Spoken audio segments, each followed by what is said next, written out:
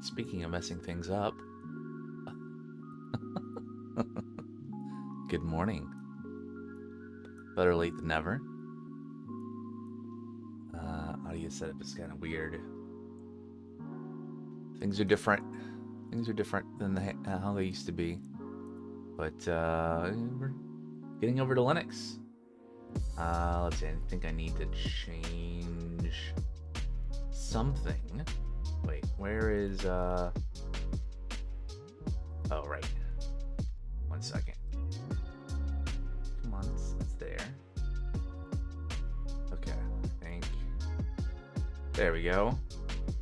Okay, so there's that. Keyboard cam didn't start.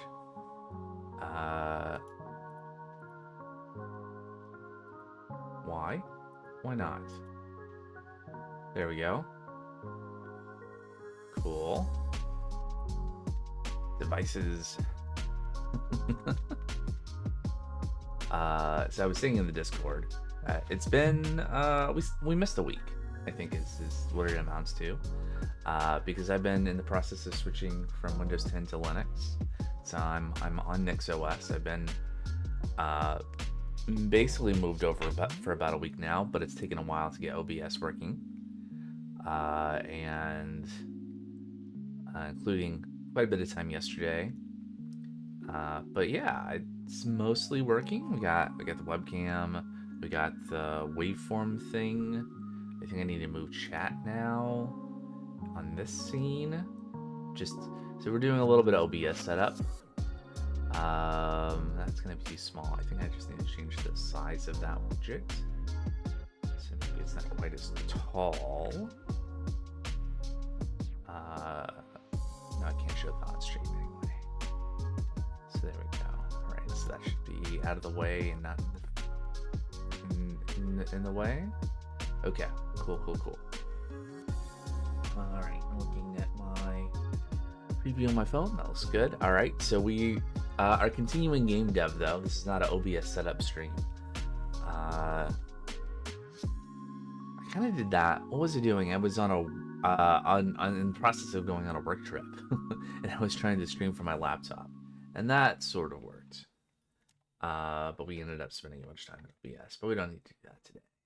I got it mostly working, I think, maybe. Except so we have Godot and VS Code and all the usual things in Blender over here, but I need to set up things. So we're gonna kind of recap. How do you set up stuff? Let's see. Editor settings, probably. So I turned on external editor there. Oh, interesting. Oh, I see. Okay, so neat feature. I don't know if that's like KDE. So I'm you can't really see. I don't have any of the like maybe the little icons here give it away. This is KDE on NixOS. But I guess if I move the mouse around pretty quickly, it inflates the cursor. That's kind of nice. All right, so is that under external programs? No. Editor. Where do we find editor? No. External. Aha. Text editor, exec path. Cool. All right, so let me. Do I have a console? All right, here we are. Which code? Ah, yeah. So everything that's going to be like this kind of path, isn't it? So when I go back to also, what did I type in here? Consider. Anyway, it worked. So 3D model editor is going to be like Blender. Let's see if we go back to here.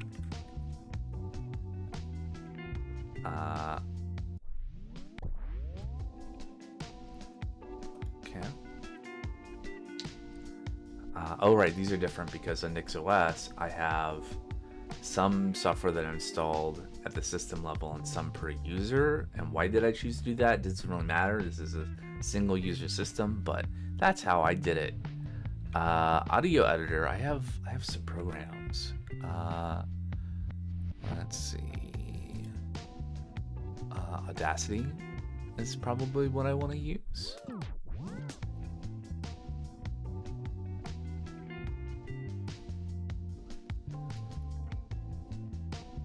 And so the audio maybe is good.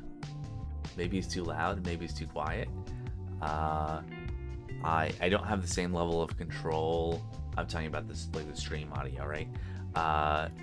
As I did before, because in my previous setup, I had a separate mixer control and a separate feed for the Pretzel Rocks background music. I haven't set that up yet.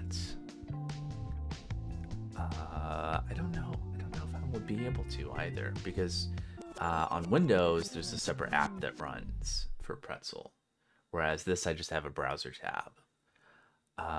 So we have image editing programs, right? We can select those as well. Let's see, graphics. So probably Aseprite for raster and Inkscape for vector. It's probably what I want to do. That's not how you spell Aseprite, I guess, maybe. Did I ever know how to spell it? A-S-E.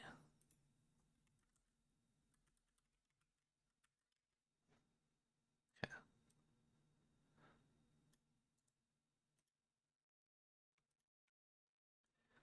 And I had an Inkscape, right? And it's gotta be.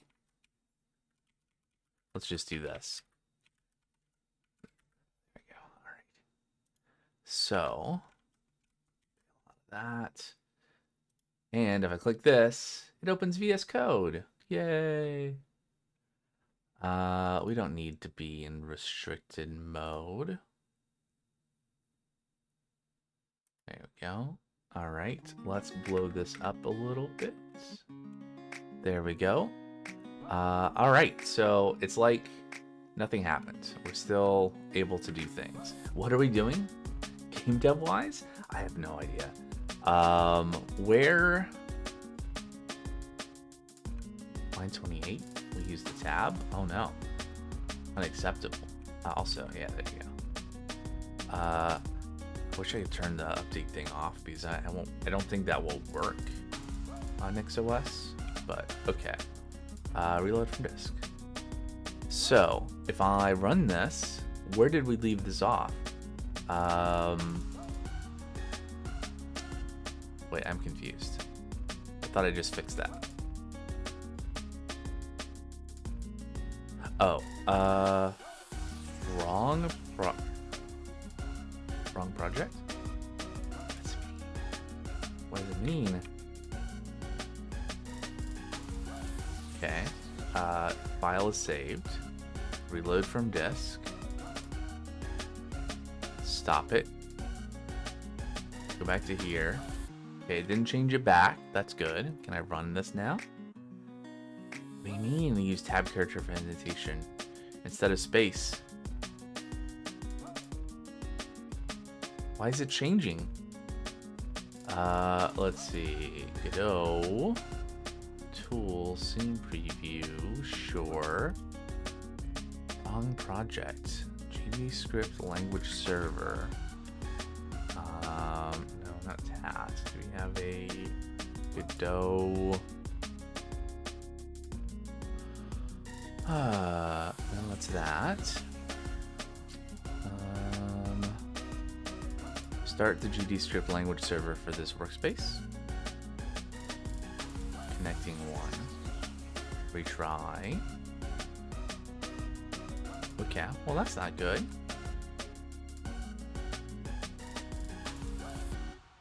Editor settings. External. Use external editor. Let me try closing Godot and restarting.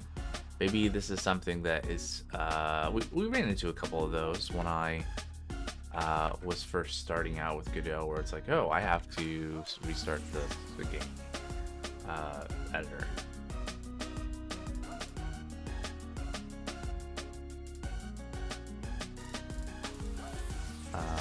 Remember my decision. Open.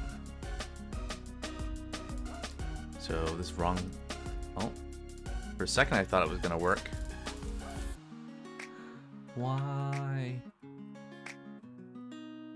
Did it? Yeah. Okay.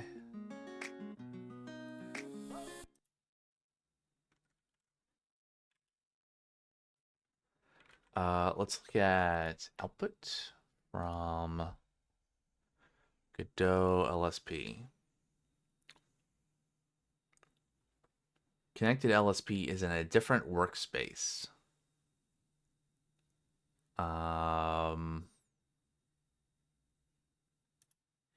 Okay, let's just try closing this and then opening this file. Restricted mode. Why is this restricted mode? Code is in a restricted mode intended for safe code browsing, but I'm in a place that I'm confused. Why is it not remembering this? Okay, so first of all, let's just say everything in my repos. Okay. Never. Okay.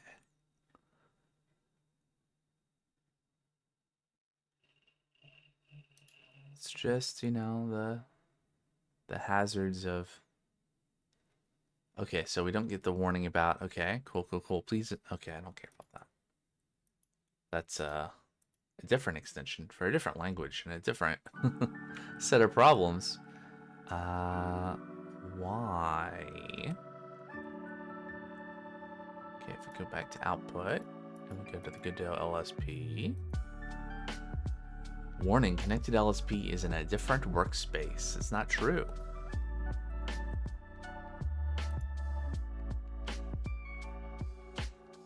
Why does it think it is?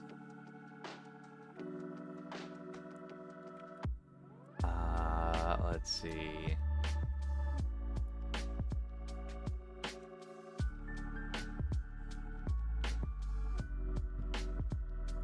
I didn't have this problem on Windows. I don't know. This stream might just be, you know, getting basic things to work again. We'll see. Network mode online. I don't think that there's something in here that I would need to do.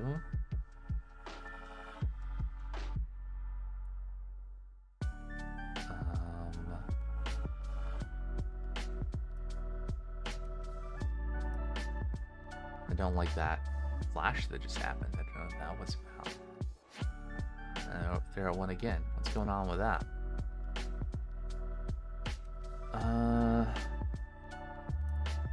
Is that...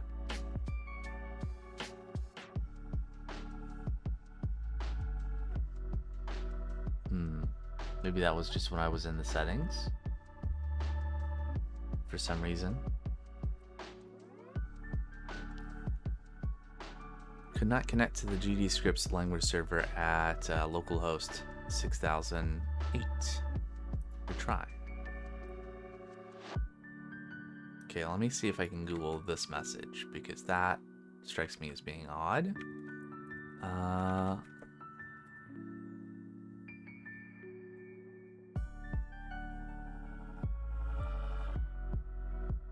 Well, let's be a little bit more specific. Godot.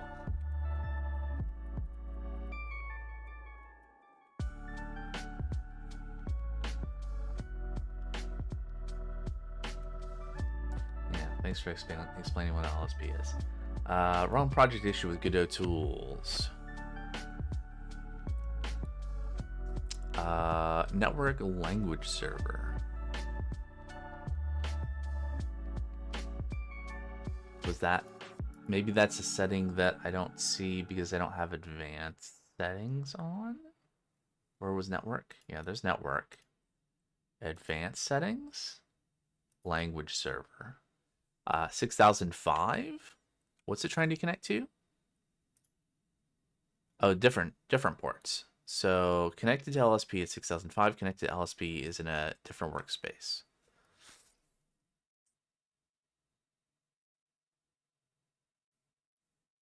I don't have 2 instances of Godot running. No. Okay.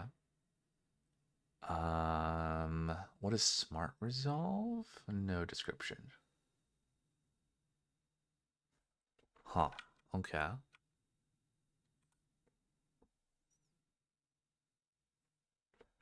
Maybe check VS Code settings.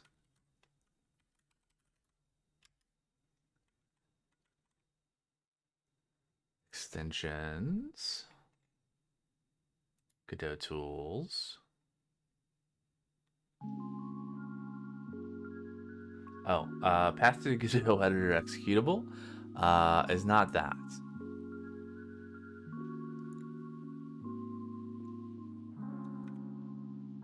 Let's see. Which Godot? Of course.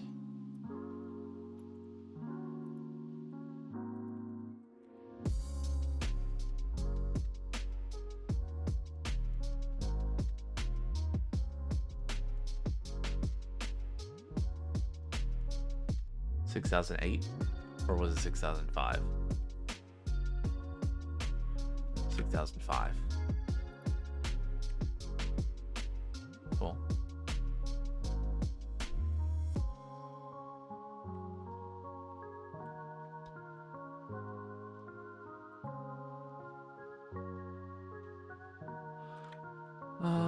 Let's see.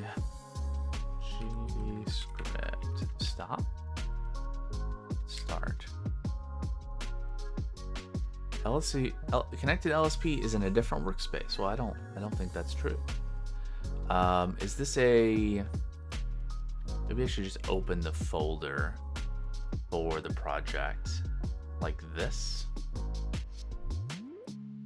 and then go away. Connected. Okay, so I mean that was good. Well, we sorted things out. It was confused because by opening there's probably something I need to change in the settings for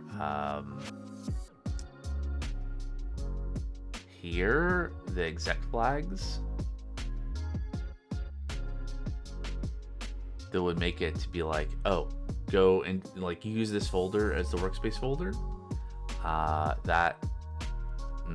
Is that a thing? Let's see. Godot external editor VS Code.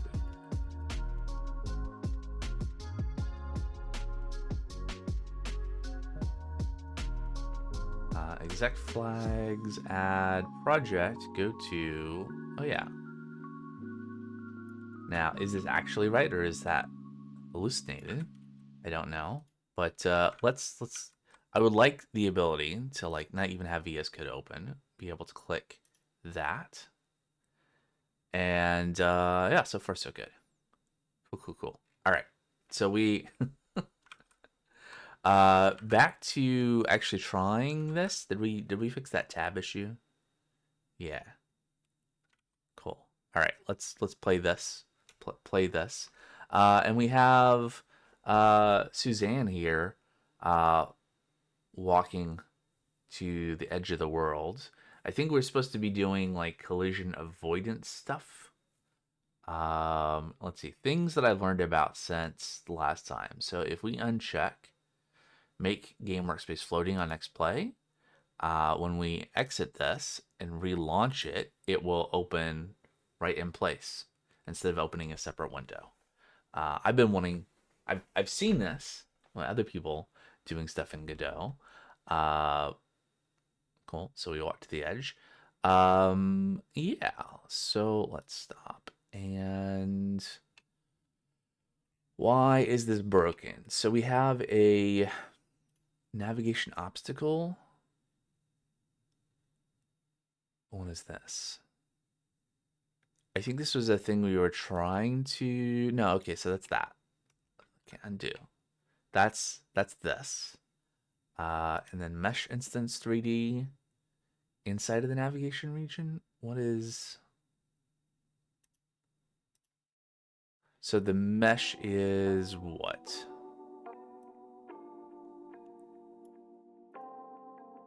Oh, that's the floor. Got it. Okay. That's fine. And this is this box just for effect. Does not actually participate in anything. It's just kind of a, oh yeah, I added this because I was confused about orientation of like when we're actually looking at the world, where things were at. I could make this bigger. Let's see if I do rescale or scale. That kind of somewhat represents the idea of there being an obstacle roughly over here.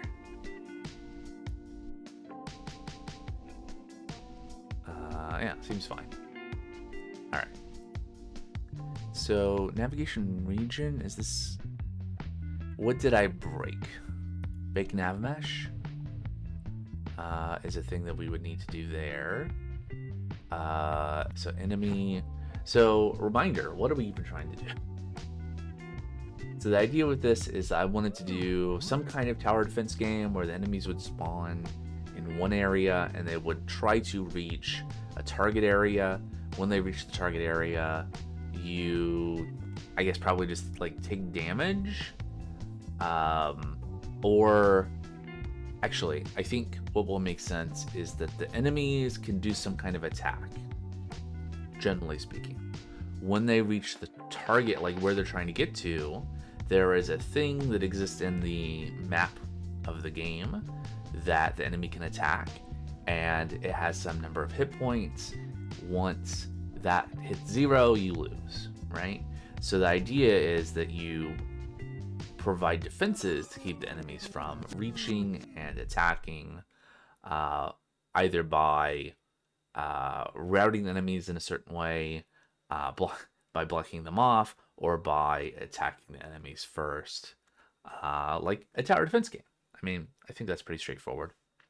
I think one thing we'll have to figure out with this is, I guess anything that you would be able to use to just completely isolate the flag, the thing that the enemies are trying to destroy, has to be destructible, right?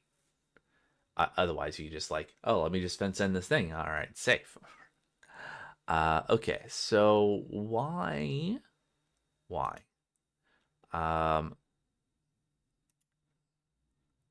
How does the enemy script work? Okay, so we have a movement speed, we have a movement target position, we have a navigation agent. We say that when we are when this node loads, we will path desired distance threshold before a path point is considered to be reached. So we need to align to kind of like, here's how close we need to be to the path and to the target. And then we want to call actor setup at some point. Actor setup is this thing where we are apparently waiting for the first physics frame so the navigation server can sync. And then we set the movement target by calling navigation. Do we call this multiple times? We might. I don't know. Where did I get this? I think I found this on tutorial, right, for setting up the navigation server stuff is where I got this script. Because otherwise I would not have necessarily known to like, oh, we're gonna need this, and I'm gonna wrap it in a function like this. Okay, so we set the movement target based on our export. And then in physics process, we say, hey, if navigation isn't finished, we figure out which way we're facing. We will look in that direction, and we set our velocity to be based on the direction and our movement speed, and make movement happen.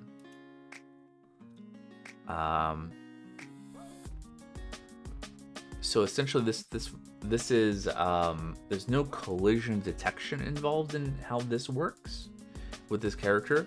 It's just it knows that, oh, I can't go here, and so it's supposed to anyway through the navigation agent, and so it routes around the obstacle theoretically, except that it doesn't.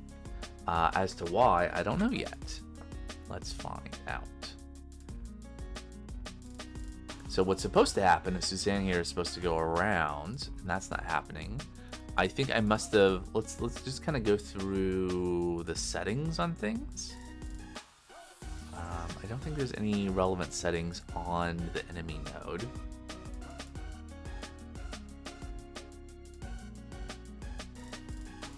Right, again, the collision stuff and the floor stuff, none of that really matters for this. Collision object, collision, I don't think any of that matters. It's going to be the navigation region. Use edge connections. If enabled, the navigation region will use edge connections to connect with other navigation regions within proximity of the navigation map edge connection margin. Okay, cool. I don't recall. Yeah, there's navigation mesh. Lots of settings, which I'm pretty sure I didn't change.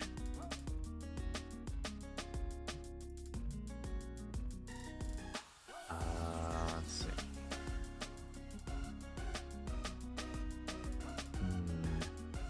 So navigation obstacle 3D has a height. It doesn't have a radius. It has the vertices here that define this, the shape. The shape goes down to the ground. I don't think that matters. I think I want to turn off avoidance. Avoidance does something. Oh, there we go. And affect navigation match. Yes. So avoidance is like a separate thing with the navigation mechanism in Godot. That I don't understand well enough to explain, but I'm pretty sure I want to turn that off. As counterintuitive as that sounds, we want to just have the our mesh here and our navigation obstacle affect the navigation mesh and not use avoidance, because that's a separate thing. Like the navigation mesh, maybe I do understand well enough. I think the principally the idea is that the navigation mesh says here is where you can and can't go. And avoidance is, hey, agents, go away from this. Like, avoid this. It's bad to be near this. Whereas I think the navigation mesh, if the shortest path is to, like, go between two of these meshes, it'll do that.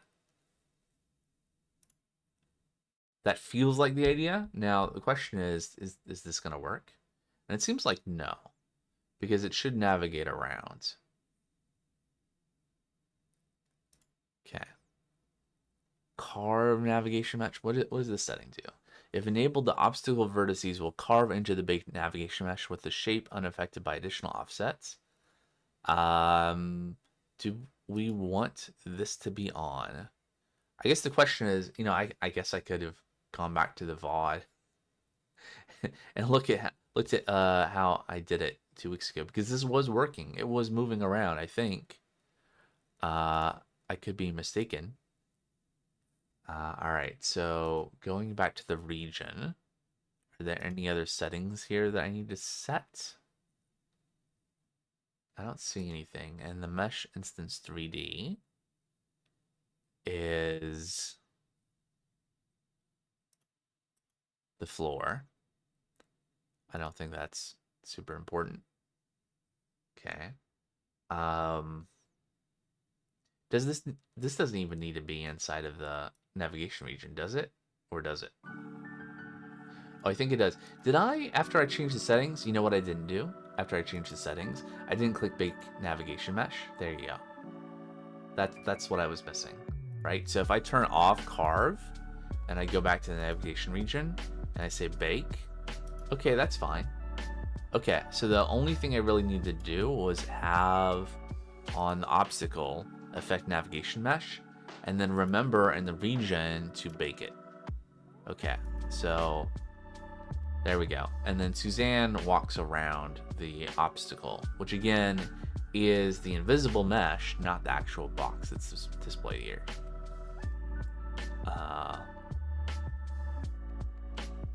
Ta-da! All right, cool. It's not a game yet, but we're maybe not even technically progress. We're back where we started, but with better understanding. Hey, Brainless. 20 months. Brainless Society just subscribed for 20 months. Hello there, 20 months. It's been a while since the Yoni days. It has been a while, yes indeed. How's it going? Welcome to a stream from Linux, from NixOS.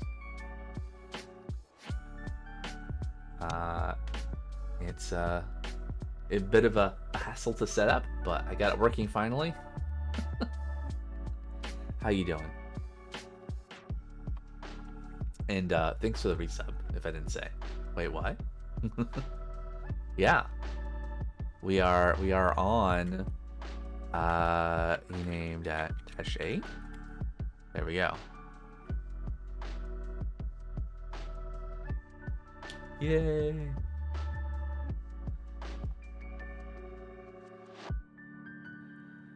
Yes, indeed.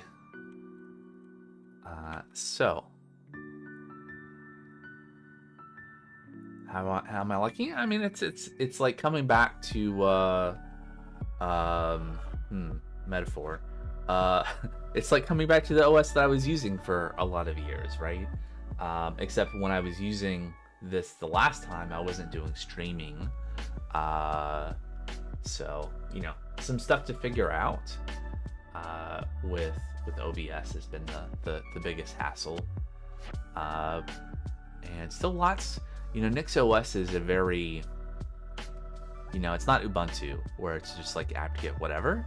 I mean, it has a package manager and it's the same sort of thing, but also not really. But yeah, I'm happy. I've been other than the fact that I had to go back into Windows the other day to grab Excalidraw stuff because this is saved in the browser and I didn't have a good way of like getting it from the Windows Firefox instance. Without using NeoFetch. What's NeoFetch? Do I want to know? A command line system that's been archived. Command line system information tool written in Bash 3.2. Oh, fancy. Let's see. NixOS NeoFetch. Is there a package? Let's try it out. Let's make a oops. I didn't want to copy. Paste. Let's try it out. The Git repo, at least the Git repo that my Googling found was, if we, let's see, there's usually a link to the homepage there. Yeah. Archived April 26, 2024. It's now read-only. But it's still a package available in NixOS. So, NeoFetch. Okay. It's not going to show my IP address, is it? Wonder if there's a fork now? Probably. There you go. Behold.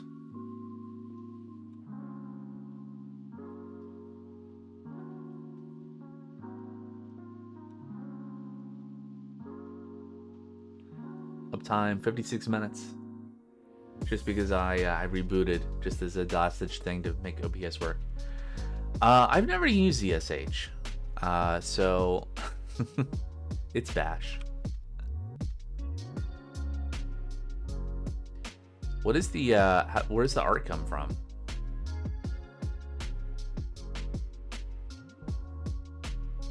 Yeah, OS's logo. Okay. You can configure it to use an image, custom ASCII file. Okay. Neat. Neat thing about NixOS though, right, is that this installation is very ephemeral, right? So like, I'm just in a shell that has that available, but now if I type neofetch, it doesn't exist. I can yeah, customize image. Yep, Windows logo there. I get the NixOS logo, which is what this is, I think, or I had until I, you know, let it disappear.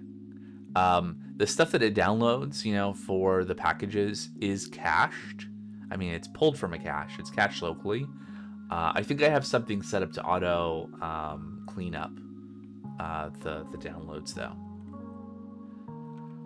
So anywho, shall we make a game? Would you like to play a game? What are we doing? What are we doing? ASCII distro Windows, neat. Let's see. How do we make this a little bit closer to being a game?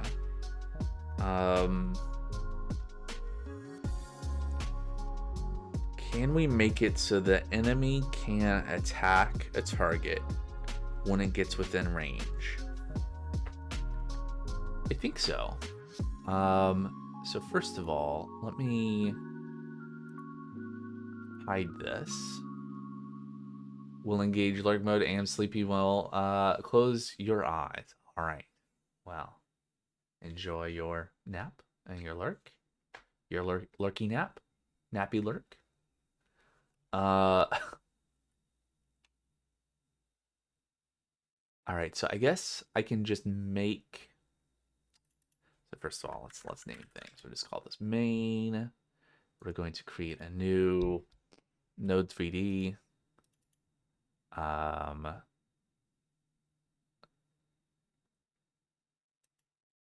Is a mesh instance 3D effectively a node 3D?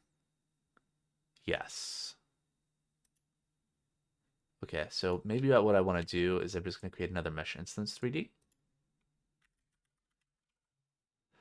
Also, I know there's a also multi-mesh instance 3D, multi-mesh resource. Something I should know something about at some point. Mesh instance 3D is a node that takes a mesh resource and adds it to the current scenario by creating an instance of it. Yeah. It can be used to instance a single mesh in many places. Okay, sweet. So let's call this target. And we will create a placeholder. What does placeholder mesh do? I don't know. What does this look like?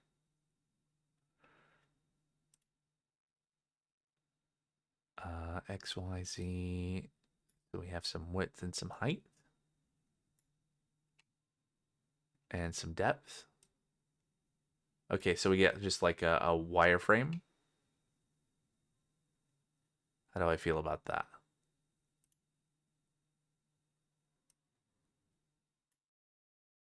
Do I want to do this, or do I want to maybe just do a box mesh? There we go. It's a box.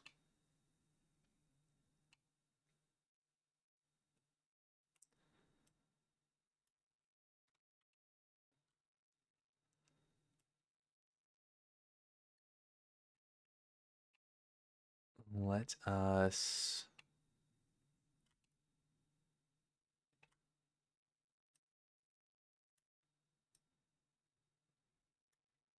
give it some height here and put it on the floor. On the floor. Close enough.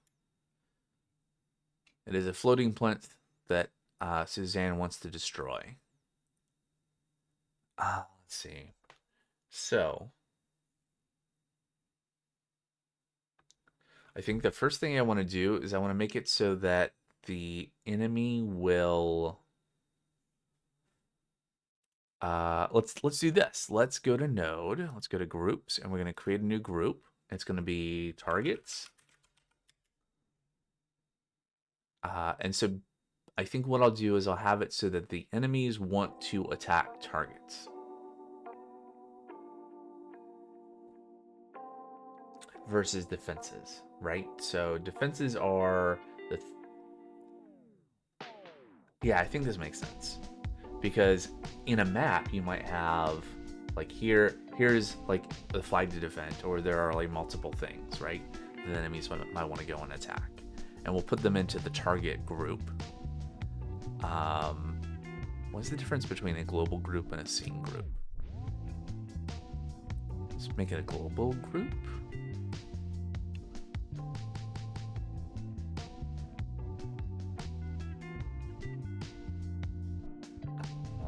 So I think on the enemy script, maybe we will create a function that will look at all of the targets, and it will pick a target to target, and then walk towards.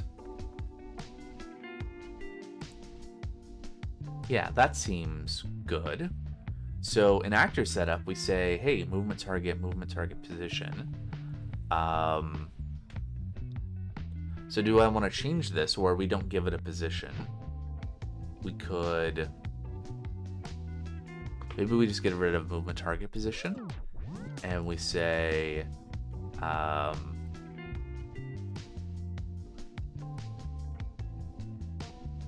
find... Let's see. var target position.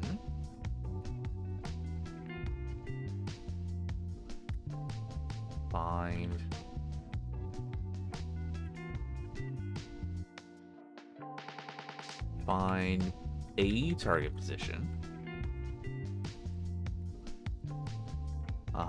And then set movement target to be that position, right? And so we'll create a find a target position. Yep. And then what we'll do is I will create a export var target group targets.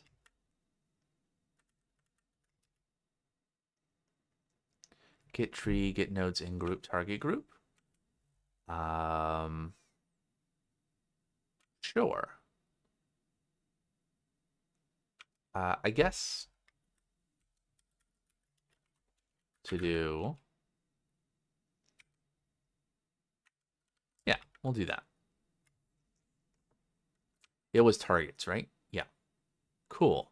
So now we no longer hard code the location the enemy is going to walk to. Instead, it finds a target in the scene and it walks towards that.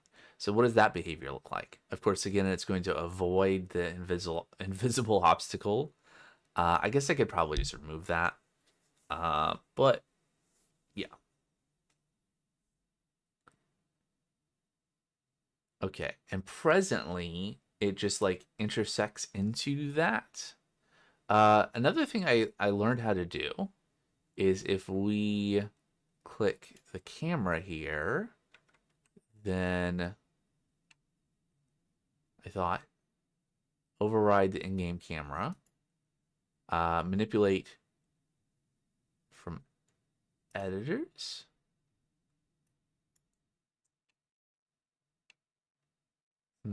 This worked when I tested it the other day. Right, 3D, we have to click here. Is that? Yeah, there we go.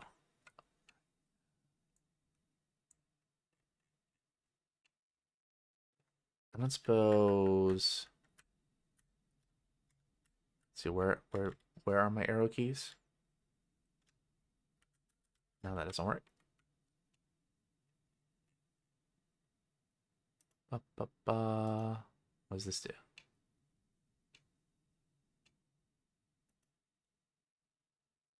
Sure. This is me learning. Uh, uh, hmm. I could have sworn when I tested this, keys would do things.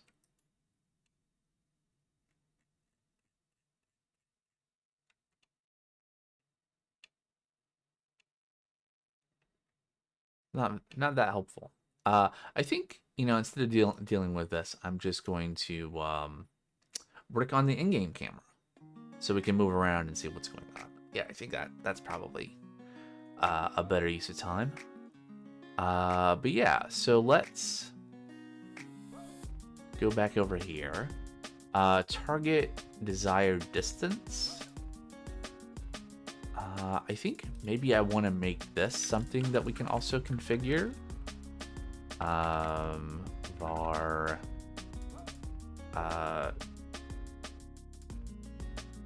do I just want to call it the same thing? Target desired distance? Maybe like 4. Yeah. So what does that look like? I'm assuming what's going to happen here is that it's going to stop before it gets so far. Right? It's not going to intersect, maybe, hopefully. Yeah, there we go. All right. So you can imagine, the enemy rushes towards it. It walks around obstacles in the terrain. It walks towards where it needs to attack. It gets within a certain distance, and then it launches its attack. So then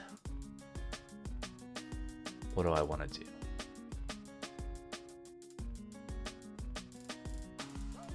I want to probably put a script on the target. What is this little icon right here? What's this? Oh, it's in a group. Neat. All right, so I'm gonna attach a script. Do we have?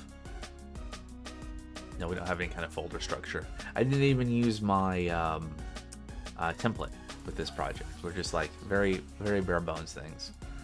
We'll create a target script, and we're going to export var something.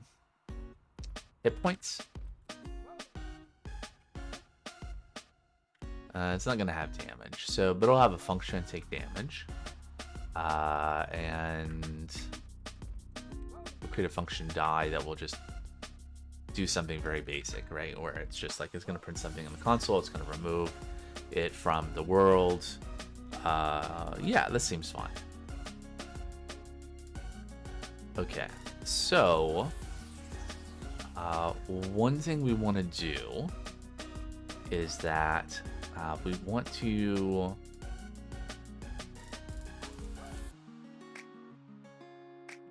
have the enemy attack the target.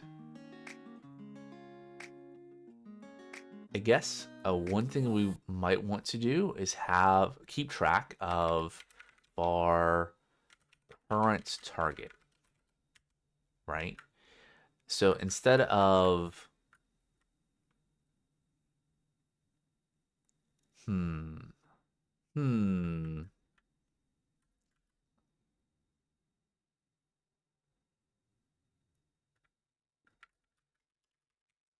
let's do choose target. But what we want to do is we want to change this logic a little bit, right? So the logic here where we yeah,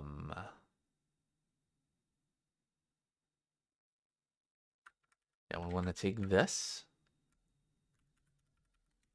right? We're going to do some things, but not exactly that. So we want to return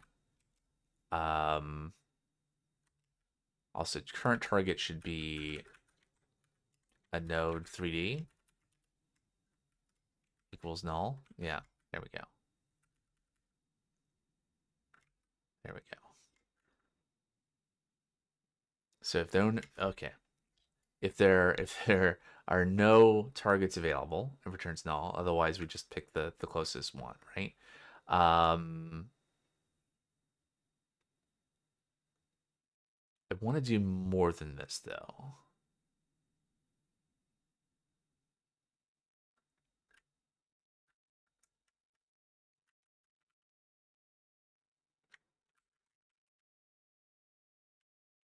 Okay, I think what I'm going to do is I'm going to take this out. We're going to get rid of this code. And we are going to get rid of this comment. We're going to say current target equals target sub 0. Navigation agent set target position to be current target at global position. If I think this is just not going to return anything. So what we're going to do is if target size is 0, then current target is null. And navigation, yep, set the no targets available, stop the agent. Yep. Oh, wait, what did that do? Is navigation agent that stop a thing? Many things have a stop method.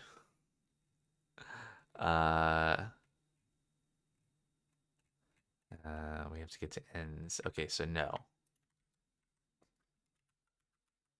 Otherwise, yeah.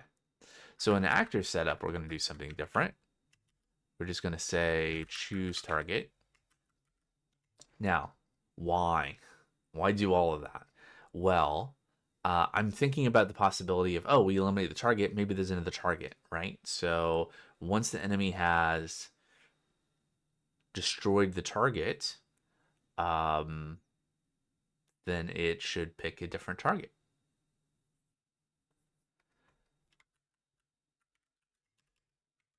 So let's do a attack target. So if there's a current target, we want to check if target is still valid. If current target is inside group. Is that a real thing? Hold on, let's just make the error go away. Current target is a node 3D. It is inside group doesn't appear to be a thing.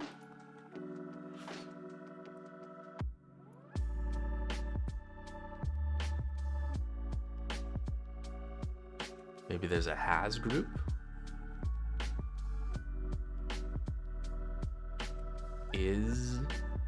Is in group. Target group.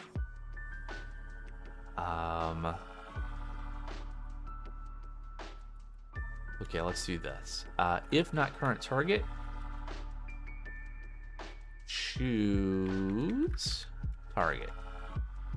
Right? So instead of being like, oh, check this, and then then we check this, and we check that, and we build like this nested thing where we eventually determine, oh, we need to do a thing. That's going to we'll probably have to handle other cases. Let's just try to eliminate all the things we don't want to deal with. And yeah. So instead of checking to see, hey, is it in the group? What if the current target is not in the current group? Right? Then choose a target. Now the gotcha is what if we don't find a target?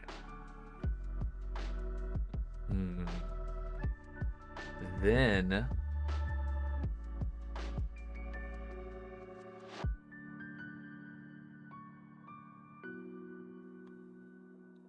let's see. Yeah, choose target might not be able to choose anything, in which case current target will be null. That's unfortunate, because that means we're gonna be like, if not current target, choose target. Oh, and then hey, if not current target. I don't want to do that. It'd be nice if there was a way to say,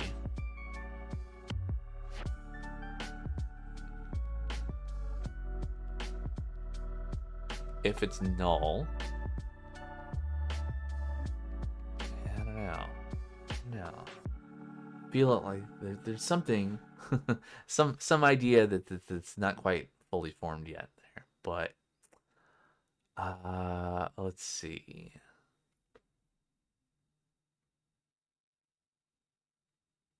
Like this doesn't have a this kind of operator like we would have in TypeScript, right? So I really don't want to just like if not current target. I mean, we could do that. We could do that of like if not current target return and just like repeatedly do this. Um, check if the target is in range. Distance to target, global position to distance to current target global position. So the different, like, what is the distance between the position of the enemy and the position of the target? If it's less than this, then attack the target. Yeah, let's do damage amount. There we go. Yeah, we haven't declared damage amount, so we'll add that.